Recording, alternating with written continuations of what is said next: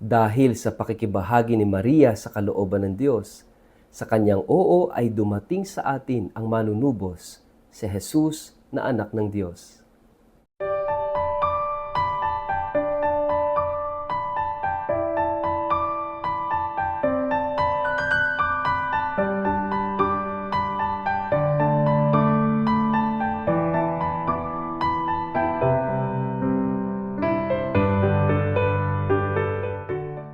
Ang mabuting balita ng Panginoon ayon kay San Lucas. Nang ika-6 na buwan ng pagdadalang tao ni Elizabeth, ang anghel na si Gabriel ay isinugo ng Diyos sa Nazaret na isang bayan sa Galilea upang kausapin ang isang dalaga na ang pangalay Maria. Siya ay nakatakda ng ikasal kay Jose, isang lalaking buhat sa angkan ni David. Lumapit ang anghel sa dalaga at binati ito, "Magalak ka, ikaw ay lubos na kinalulugdan ng Diyos. Sumasa iyo ang Panginoon." Naguluhan si Maria sa sinabi ng anghel at inisip niyang mabuti kung ano ang kahulugan ng ganoong pagbati. Sinabi sa kanya ng anghel, "Huwag kang matakot, Maria, sapagkat naging kalugod-lugod ka sa Diyos. Makinig ka, ikaw ay maglilihi at manganganak ng isang sanggol na lalaki, at siya'y papangalanan mong Jesus. Siya'y magiging dakila at tatawaging anak ng kataas-taasang Diyos. Ibibigay sa kanya ng Panginoon ang trono ng kanyang amang si David upang maghari sa angkan ni Jacob magpakailanman. Ang kanyang paghahari ay walang katapusan." "Paano pong mangyayari ito? Gayong ako'y isang birhen," tanong ni Maria. Sumagot ang anghel, "Sasa iyo ang Espiritu Santo at mapapasailalim ka sa kapangyarihan ng kataas-taasang Diyos. Dahil dito, ang isisilang mo'y banal at tatawaging anak ng Diyos. Hindi ba't ang kamag-anak mong si Elizabeth ay baog? Gayon may naglihi siya at ngayoy ika-6 na buwan na ng kanyang pagdadalang tao. Kahit siya'y matanda na, sapagkat walang anumang bagay na hindi kayang gawin ng Diyos." Sumagot si Maria, "Ako'y alipin ng Panginoon. Mangyari nawa sa akin ang iyong sinabi." Pagkatapos, umalis na ang anghel. Ang mabuting balita ng Panginoon.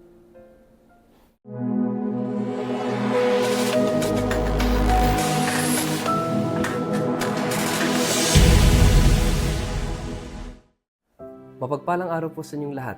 Kumusta po kayo? Ang atin pong word of the day ay fiat.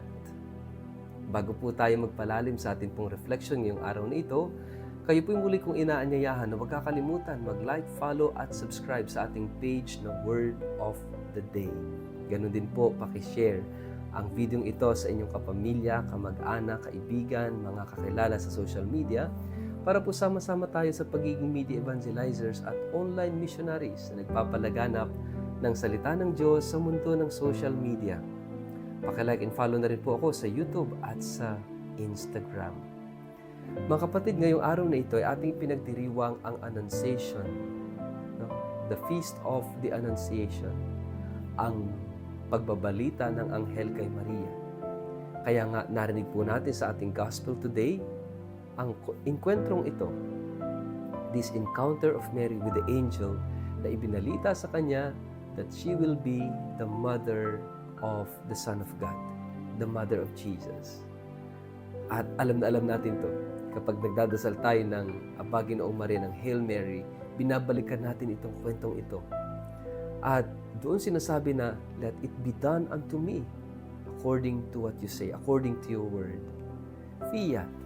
At napakalaki ng role, napakalaki ng ginampanan ng ating mahal na ina sa kwento ng kasaysayan ng ating kaligtasan. Because of the fiat of Mary, dahil sa kanyang oo, ang ibig sabihin ng fiat, be done, mangyari nawa. Dahil sa fiat na yon, ay dumating sa atin ang ating manunubos, si Jesus, ang anak ng Diyos. Pero teka, naging ganun ba kadali kay Mariang magdesisyon para sabihin niya agad yung fiat, be done unto me? Of course, hindi basta-basta ganun yun. Binigyan muna ng Diyos si Maria ng assurance, ng kasiguraduhan. Tulad ng kanyang conversation with the angel, merong hesitant si Mary. Sabi niya, nung marinig niya yung balita, paano mangyayari yan? Ako naman walang karanasan, no, sa lalaki. Hindi pa sila kasal ni Jose. Hindi pa sila nagsasama ni Jose. Paano mangyayari siya magdadalang tao? At nang ipaliwanag ng anghel sa kanya kung anong mangyayari, saka pa lamang nasabi ni Maria yung kanyang fiat. Pero pay attention. Pay attention doon sa greetings ng anghel. Kung babalikan natin sa Latin, doon sa pagdinadasal natin, Ave Maria, gratia plena. Hail Mary, full of grace. Ave Maria, gratia plena. Yung kasunod nun, sabi doon, Dominus tecum. The Lord is with you. Mga kapatid, napakahalaga nun. Yung assurance that the Lord is with you. With you, Emmanuel, God is with you. Ibig sabihin, kapag may misyon ng isang tao, it is something important, napakahalaga, who will go with you in your mission. Sa buhay natin, kinakailangan din natin ito. Sino ba yung kasama natin sa buhay? Kaya nga, di ba, maraming gusto mag-asawa kasi sa pag-aasawa, merong kasama sa buhay. Sabi nga, it's not good for man to be alone. Kaya nga, nag-aasawa. Paano kami mga pare, wala naman kaming asawa. Yung mga madre, wala namang asawa. Ibig sabihin ba, we are against dito sa sinasabi ng Panginoon that it's not good for man to be alone. Always remember, yung salita na yon ay sinabi ng Diyos kay Adan, tumutukoy kay Adan. And Adam is not a single person. Adam means humanity. Ibig sabihin, it is not good for humanity to be alone. Ano ibig sabihin nun? It is not good for humanity to be without God. Hindi ibig sabihin may asawa ka, hindi mo na mararanasan yung loneliness and being alone.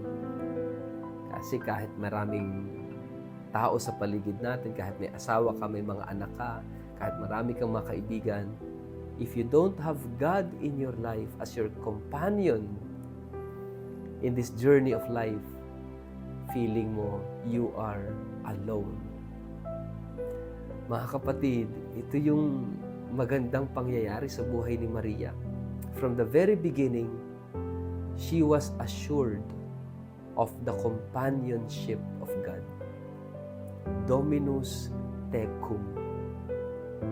The Lord is with you. Mga kapatid, ito rin po yung kinakailangan nating maunawaan na kapag tinawag ka ng Diyos, kapag pinili ka ng Diyos, kapag ikaw ay nagdesisyong sumunod sa kalooban ng Diyos, you will never be alone. Dominus tecum.